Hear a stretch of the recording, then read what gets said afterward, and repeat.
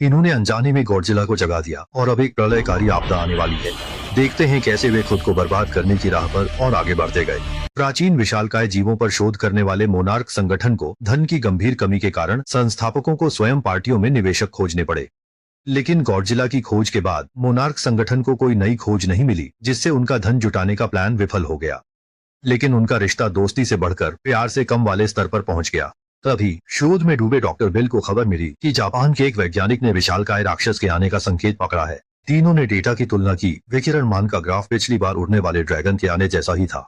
हॉज ने तुरंत जापान जाने का फैसला किया और ली शियाओर को निवेश के लिए रुकना पड़ा, इसलिए वह इस खोज यात्रा पर नहीं जा सकी। हॉज और बिली को सुराग देने वाला वैज्ञानिक जल्द मिला। बगल के विशाल लोहे के गोले ने उनका ध्यान खींचा। इस आदमी के विचार बिल्कुल कल्पनाशील है। कुछ दिन पहले उसने अनजाने में ही एक अज्ञात वस्तु से गामा विकिरण निकलते हुए पाया, तो उसने एक और गामा रेडिएटर मशीन जितनी ज्यादा रेडिएशन छोड़ेगी, अज्ञात जीव भी उतनी ही ज्यादा रेडिएशन छोड़ेगा। दोनों बातचीत की तरह लग रहे थे। बिली ने आगे आकर निष्कर्ष निकाला, तो क्या यह एक राक्षस का चाला नहीं है? मुख्यालय में शॉ को कीको की सुरक्षा की चिंता हुई जब उसे राक्षस को फंसाने की उनकी योजना का पता चला। प्रतिभाशाली वैज्ञानिक ने उसी दोपहर गामा रेडिएटर तैयार कर लिया। अब बस राक्षस का जाल में फंसने का इंतजार था। राक्षस का इंतजार करते हुए ली शॉ थका हुआ वहां पहुंच गया। इस आदमी ने सेना के लिए अपनी स्पॉन्सरशिप स्पीच तक छोड़ दी थी। कीको गुस्से में मुड़ी और चली गई। उसे लगा शॉ बहुत भावुक हो रहा है, पर वो तो एक सच्चा प्रेमी निकला। उसे लगा कि उसे हर पल कीको की रक्षा करनी चाहिए। कीको ने कहा, आपको मेरी जरूरत नहीं है, और अगले ही पल पानी से रेडिएटर उनकी ओर आ गिरा। शॉ ने कीको को बचाया।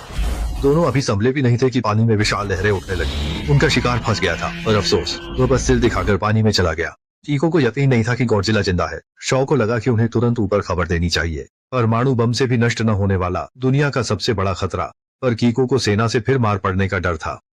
उनकी बहस खत्म होती इससे पहले जनरल के आदमियों ने मोनार्क संगठन के बेस पर कब्जा कर लिया, ये कहते हुए कि शॉ अपनी ड्यूटी पर नहीं है और सेना की बात नहीं मान रहे। अब शॉ को हिरासत में ले जाते समय मोनार्क संगठन की मिशेल अचानक भड़क उठी और रक्षकों को नीचे गिरा दिया।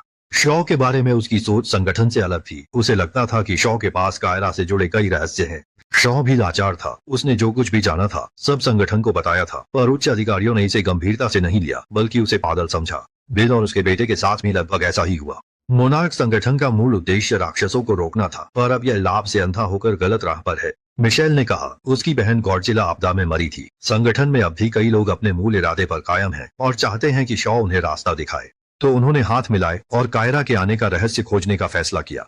वे सबसे पहले केट के घर पहुंचे, क्योंकि इन तीन युवाओं को दाजी का पता मालूम था।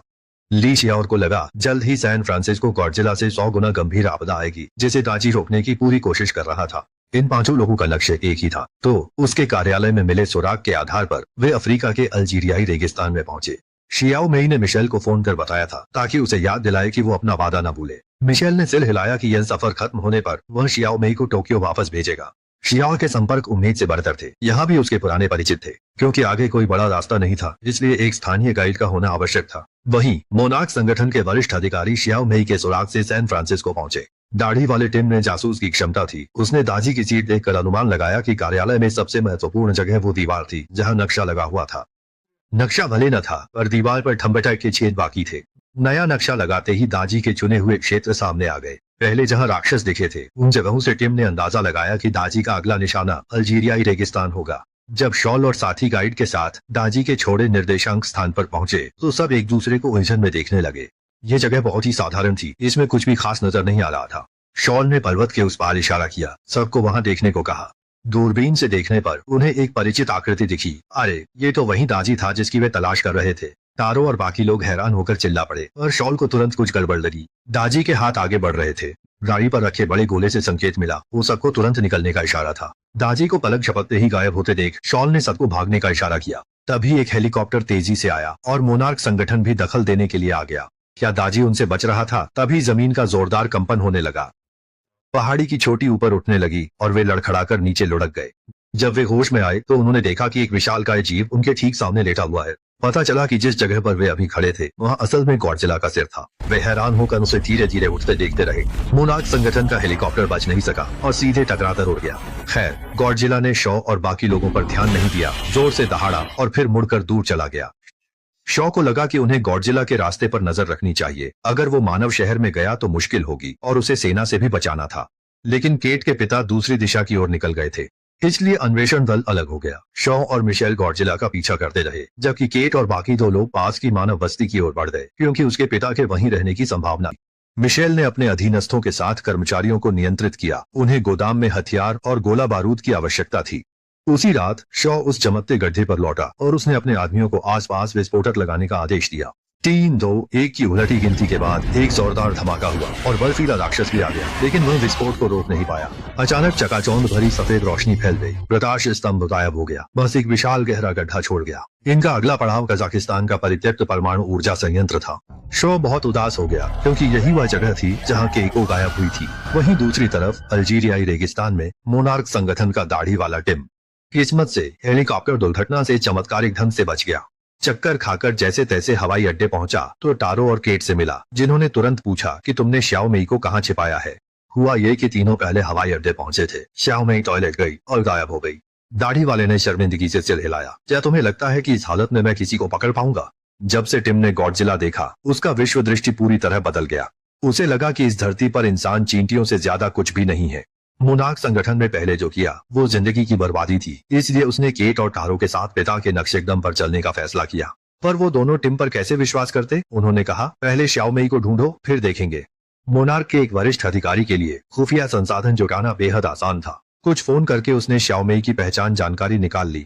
अगली सुबह होते ही वे सब वॉशिंगटन में उसके घर पहुंच गए। वे श्याओ मेई के दोस्त बनकर पता लगाते हैं कि वह कुछ दिनों से घर नहीं आई है। हालांकि श्याओ मेई की छोटी बहन अजीब लग रही थी। केट और उसके साथी चुपके से उसका पीछा करते हुए एक भूमिगत पार्किंग में पहुंचे, जहां श्याओ मेई की छोटी बहन ने सच्चाई का खुलासा किया। असल में उसकी बहन ने एक बड़ी शक्ति से दुश्मनी ले ली थी, इसलिए वह घर पर नहीं थी। 1 साल पहले श्याओ मेई ने एक बायो एप्लीकेशन कंपनी में काम करना शुरू किया। उसकी हैकिंग तकनीक लाजवाब थी, फिर भी उसका बॉस उसे कंपनी के मुख्य विभाग में नहीं जाने देता था। उसने सुरक्षा में कमी का लाभ उठाया, प्रवेश प्रणाली को हैक कर चुपचाप कंपनी की मुख्य प्रयोगशाला में घुस गई, जहां मानवता विरोधी प्रयोग हो रहे थे।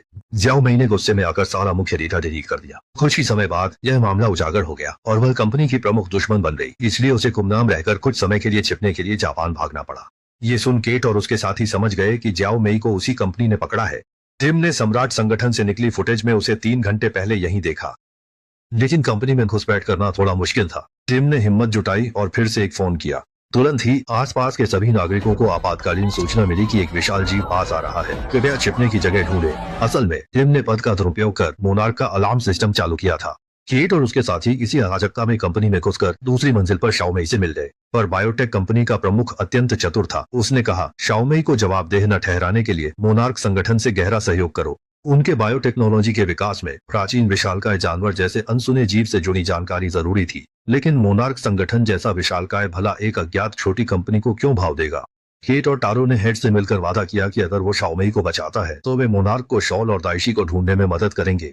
नतीजतन तीनों पक्षों में सहयोग स्थापित हो गया, जो खुशी का माहौल था। हालांकि टिम को विशालकाय जानवर अलार्म घटना पर स्थानीय सरकार को समझाना था। उसे लगा मोनार्क संगठन को अब जनता के सामने आना चाहिए। अगले दिन सुबह सुबह प्रभारी रायली ने मोनार्क संगठन की ओर से एक प्रेस कॉन्फ्रेंस की, जिसमें उन्होंने संगठन का इतिहास, उद्देश्य बताया और कहा कि विशालकाय जानवरों के हमले के समय वे जनता को पूरी जानकारी देंगे, ताकि गॉडजिला हमला घटना दोबारा न हो।